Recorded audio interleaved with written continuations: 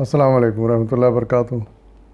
آج سے ہم سورہ صافات کا مطالعہ شروع کر رہے ہیں، اور اس وقت میں آپ کے سامنے اس کی آیت نمبر 1 سے لے کے 5 تک کا ترجمہ پیش کر رہا ہوں، سماعت فرمائیے۔ اعوذ باللہ من الشیطان الرجیم، بسم اللہ الرحمن الرحیم۔ قطار در قطار صف باندھنے والوں کی قسم، پھر ان کی قسم جو ڈانٹنے پھٹکارنے والے ہیں، پھر ان کی قسم جو کلام نصیحت سنانے والے ہیں۔ تمہارا معبود حقیقی بس ایک ہی ہے، وہ جو زمین اور آسمانوں کا اور تمام ان چیزوں کا مالک ہے جو زمین و آسمان میں ہیں، اور سارے مشرقوں کا مالک ہے۔ صدق اللہ العظیم۔ ان آیات میں سب سے پہلے تو اللہ تعالیٰ نے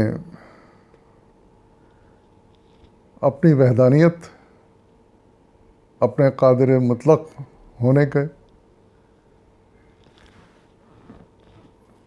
ثبوت کے طور پر، دلیل کے طور پر فرشتوں کی قسم کھائی ہے، اور ارشاد فرمایا ہے کہ جو فرشتے اللہ تعالیٰ کے ہر وقت حاضر رہتے ہیں، وہ 3 طرح کے ہیں، یا ان کے 3 طرح کے ان کے کام ہیں۔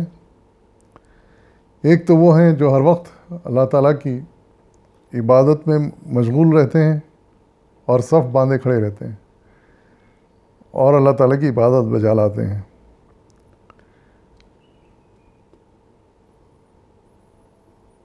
اور اس بارے میں ایک حدیث آئی ہے کہ انہیں روزانہ 70,000 فرشتے اللہ تعالیٰ کی عبادت کرتے ہیں، اور پھر وہ ہٹ جاتے ہیں، پھر دوسرے 70,000 فرشتے آتے ہیں، اور یہ سلسلہ متواتر قائم ہے۔ تو اندازہ لگائیے کہ ان کی تعداد کا اور ان کی وسعت کا، ان کے کاموں کی وسعت کا۔ تو پہلے ایسے فرشتوں کی قسم کھائی گئی جو ہر وقت حاضر رہتے ہیں اللہ تعالیٰ کے یہاں، اس کے حکم کے منتظر رہتے ہیں اور اس کی عبادت بجا لاتے ہیں ہر وقت۔ پھر دوسرے ان فرشتوں کی قسم کھائی گئی جو منکرین کو، کافرین کو، فسادی لوگوں کو ڈانٹتے اور پھٹکارتے ہیں، یعنی وہ فسادی، منکرین، مشرکین جو کہ مرنے کے بعد قبر میں جاتے ہیں، یا جہاں کہیں بھی وہ مر کے گرتے ہیں، وہ فرشتے ان کو آ کے پکڑ لیتے ہیں اور پھر ان کو ڈانٹتے پھٹکارتے ہیں، ان کی حرکتوں پر لعنت ملامت کرتے ہیں اور ان کو گھسیٹتے ہوئے، ایک آیت میں یہ ہے کہ پیشانی سے پکڑ کر ان کو گھسیٹتے ہیں اور گھسیٹ کے ان کو عالم برزخ میں پہنچاتے ہیں، اور وہیں سے ان کی سزا اور ان کے عذاب کا سلسلہ شروع ہو جاتا ہے، کیونکہ وہ ان کا کردار انتہائی مسخ ہوتا ہے، انتہائی برا ہوتا ہے، اور اس میں کسی قسم کی رعایت کی کوئی گنجائش نہیں ہوتی۔ تو ایسے انتہا درجے کے مجرموں کے ساتھ پھر وہ برا سلوک کرتے ہیں، جب ان کی جانیں نکالی جاتی ہیں اور قبروں میں پہنچائے جاتے ہیں، یا جہاں بھی وہ مرتے ہیں، ان کی ابتدا پھر مرنے کے بعد انہی فرشتوں کے اس ڈانٹ پھٹکار سے ہوتی ہے۔ پھر ایک اور فرشتوں کا ذکر ہے جو کہ اللہ تعالیٰ کے پیغام، اللہ تعالیٰ کی ہدایتیں، اللہ تعالیٰ کا کلام لے کر نبیوں تک آتے ہیں اور ان کو اپنا کلام پہنچاتے ہیں۔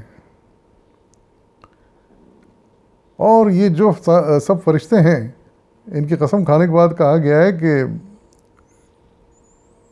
حقیقی اللہ جو عبادت کے لائق ہے، وہ اس پوری کائنات میں صرف ایک ہی ہے،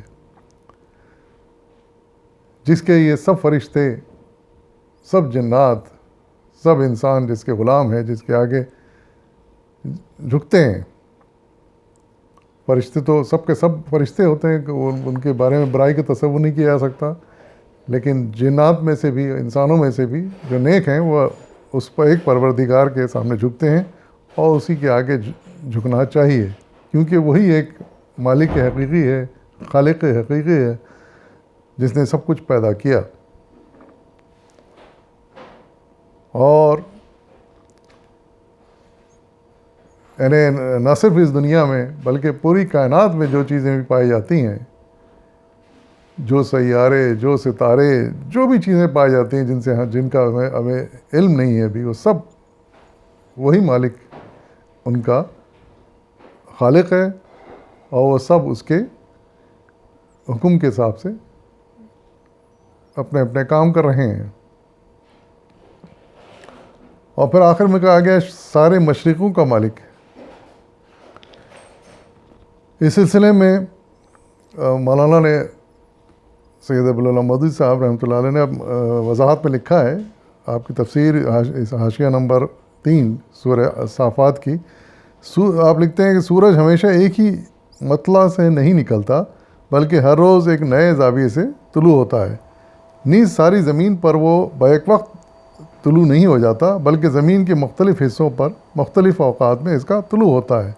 ان وجوہ سے مشرق کے بجائے مشارق کا لفظ استعمال کیا گیا ہے، اور اس کے ساتھ مغارب کا ذکر نہیں کیا گیا، کیونکہ مشارق کا لفظ خود ہی مغارب پر دلالت کرتا ہے. تاہم ایک جگہ رب المشارق و مغارب والمغارب کے الفاظ بھی آئے ہیں. یہ ہے سورہ معارج کی آیت نمبر 40 میں. تو ان باتوں سے ہمیں یہ وضاحتوں سے سمجھ میں آتی بات کہ ان فرشتوں کی کیا اہمیت ہے، اور پھر اللہ تعالیٰ کی حاکمیت اور اس کی سلطنت کی وسعت کا بھی ہمیں اندازہ ہوتا ہے. وآخر دعوانا والحمد للہ رب العالمین.